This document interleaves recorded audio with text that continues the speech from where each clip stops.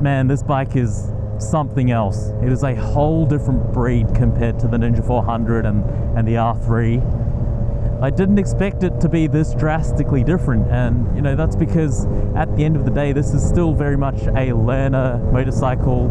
It's kind of in the same category, like it's a sports tourer.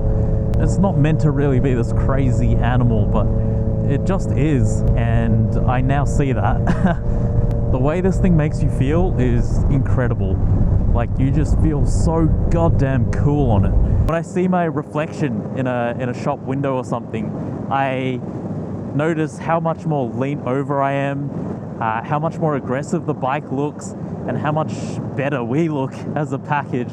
You feel cool, and the bike just sounds cool, you know. It looks the part, it sounds the part, and it's got the power to back it up. It can really walk the walk.